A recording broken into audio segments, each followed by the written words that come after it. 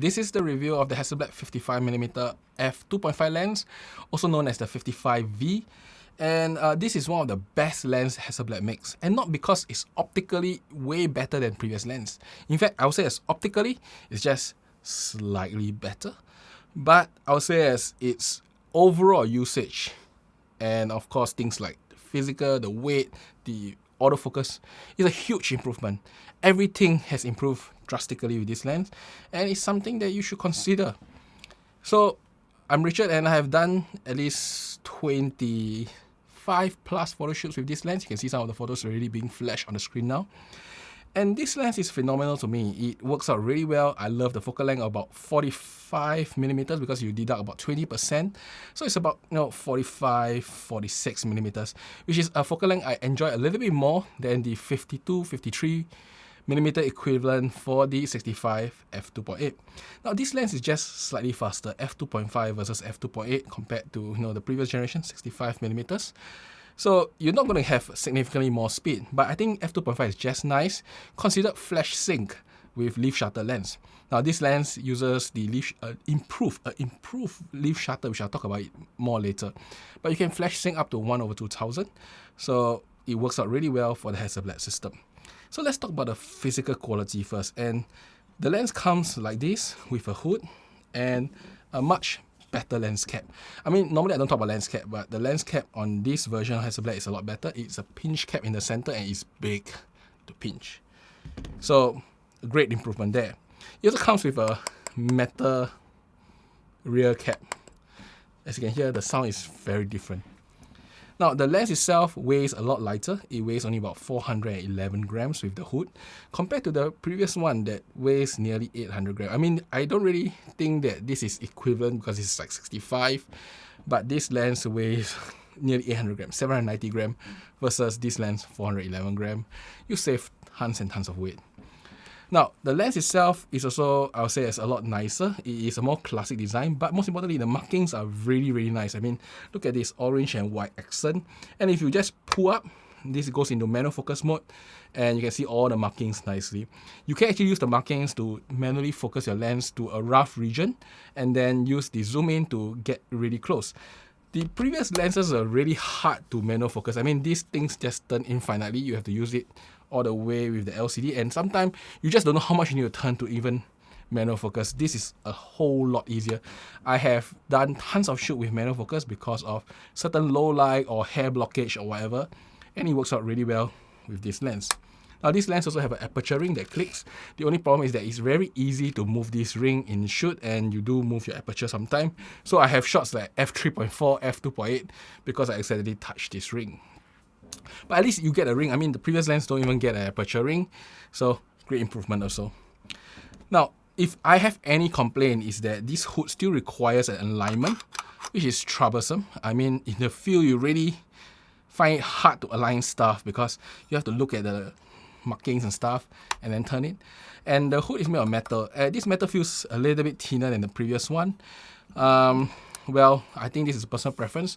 This feels very light versus the previous lens, so it's kind of like Leica versus Fuji. I mean, both of them look very classic and retro, but the Leica is always more premium feeling because it's just heavier. I mean, you just use a heavier metal, so it depends on whether you equate weight to this quality. To me, I don't, and I think the lighter weight with a much nicer design and markings is truly a lot better. Now, there is one thing I want to complain really, is that this lens, this is the 38 by the way. I just want to let you hear. Let me shake the lens on the body. This is how the newer lenses are like. It just doesn't feel very, very tight the body. I mean, it's tight enough, it doesn't move forward and backward, but you can just slide sideways. It's kind of irritating sounding for a premium lens. I mean, they could have built it with a slightly better tolerance, but I guess it's pretty fine. Now with the old lens, notice this is really tight. It's so tight that there is no shake. So that's one of the quirks. The new lens were built with slightly less tolerance, at least for the mount itself. Now let's talk about the leaf shutter first. And the leaf shutter, let me show you, or let me let you hear the old leaf shutter so that you can appreciate the new one. So this is the old leaf shutter sound. Hear it? You also can hear the autofocus motor. Right? Now let me let you hear the new one.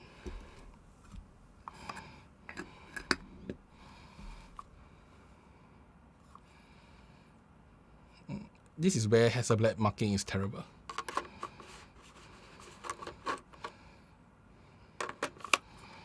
Okay. You can barely hear the autofocus motor. You can barely hear the leaf shutter. The leaf shutter is really quiet, and it also doesn't have as much shake in the camera itself. I never noticed that the older leaf shutter actually caused any significant softness to the photo, but the newer one just don't even shake at all, so I do appreciate. Yeah, there's also one thing I know that I didn't highlight just now, is that the lens don't extend. Notice this lens doesn't extend, while the actually older 65mm here do extend slightly when you do autofocus. So that's also another improvement. I do love my lens to not change length when I'm using it. Okay, when it comes to autofocus, I say that this lens is a whole lot quicker. It's also a whole lot more quiet. I mean, you only can hear the beep because it's just a confirmation. But it's a lot more quieter, a lot more quicker. But the accuracy of the lens is very similar to the old ones. It's still highly dependent on the body. And I would say as the current X2D body isn't that great. And in low light, it still doesn't lock onto focus. And in good light, normally it hits like 98%, 99% of the time. Occasional misses do happen, even in single shot. I mean, this has no continuous AF, but it does miss. So one day that if Hasselblad launches a camera with continuous AF with a much better autofocus system, I think this lens will shine immensely. I mean, you probably can shoot running, guys, because the autofocus motor is really quick. I mean, I can't show you videos, but it's really quick. Significantly quicker. I'm sure at least 40-50% quicker than the previous one. Okay, with all that said, now let's talk about image quality. Image quality wise, at 100%, I don't think the 55mm is the sharpest lens at F2.5. It is sharp, it is very usable throughout the entire frame, except the very tip corner, there's some smearing. But if not, no issues. I would say it's sharp enough for a 100 megapixel photo itself. I've seen sharper photos at 100%. I won't deny that, but it's definitely not on a 100 megapixel camera. So on a 100 megapixel camera, I think this is pretty much almost as good as it gets. Maybe it will lose out to the 110 GF lens, but it should be almost as good as it gets. Now, when it comes to chromatic aberration, I would say it's very well controlled. You do get occasional chromatic aberrations. As you can see here, I show you some purple lines. There is some slight chromatic aberration. Now, in real world, you can also see chromatic aberrations. I can show you here, the stuff. If you go slightly out of focus, there is some tinting colors. Now, when it comes to longitudinal chromatic aberration, I never noticed it. I have some silver objects here. It really doesn't have any longitudinal chromatic aberration. Or very minimal. I mean, maybe the purple green one is that longitudinal, but it's really minimal compared to many other lenses that are fast. Now, with chromatic aberration out of the way, let's talk a little bit on chroma. So chroma is these lights that have weird shapes at the edge of the frame, and this lens suffer from it. So you can see at the very two ends of the photo, it looks like arrows. So not the nicest. I wouldn't say it's ugly, it's pretty cool. I mean, it looks really like an arrow, but definitely I don't think that's what you want in a landscape shot. So that's it for the image quality really. Let's talk about real world shoot itself. Now, real world, I think you've seen some photo in the earlier part of the video. I would say as the photos itself is really nice. The sharp areas are really sharp, the contrast is really good, and the bokeh is pretty nice. The outlines are really good with this lens. I truly enjoy this lens in many situations, be it natural lights or with flash. I truly enjoyed this lens. Now, I also have done indoor photo shoots with this lens, and I don't have any issues with it. So I think it will work out pretty well if you are doing indoor with this lens and body combination itself. Now, for the bokeh, let me show you a few different shots of the bokeh. First, let's talk about foliage. Now, if you shoot with like bushes behind you, it is relatively smooth with some texture.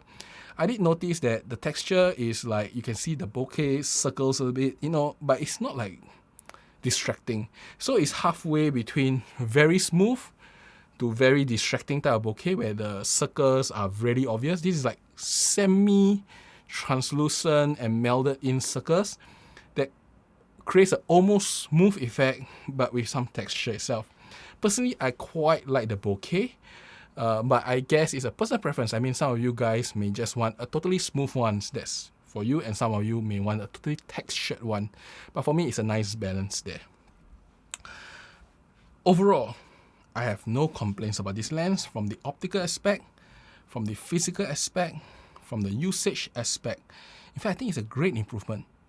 There's one thing also I want to say is that if you want a sharper image, you can also stop down to f4 and you get a slightly sharper image that is, I guess, something for people who pixel peep.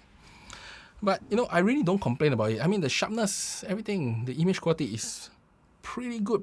I mean, it's up there with the best lenses, especially for chromatic aberration. I mean, to me, that's the biggest issue for any fast lens. And this lens do it quite well. As such, I will recommend this lens to anyone that can afford it. Why do I say can afford it? Because this lens is really expensive. Even in Hasselblad world, this is expensive lens. A lens like this in Singapore costs 6,500 Sing dollars, and in US, it's a lot cheaper. I've converted it after taxation. It should be about 5,000 plus Sing dollars. You save a good 500 over Sing dollars to 800 over Sing dollars. So it's a lot cheaper if you buy overseas. At least for me, in Singapore, if I want a local warranty, I will have to buy the local set and it costs more, significantly more. But with this significant extra cost, you do get so much quality of life improvement. Lower weight, better monofocus, better aperturing, nicer to use, size, and I would say it's image quality that is generally slightly better than the previous generation of lenses. So if you can afford it, you should try it out, and you may fall in love with this lens. Else, well, I would say as the older lenses like this 65 f2.8 is still spectacular, and they cost a lot lesser. I mean, if you buy secondhand for this lens, it will probably cost you less than 3,000 Sing dollars.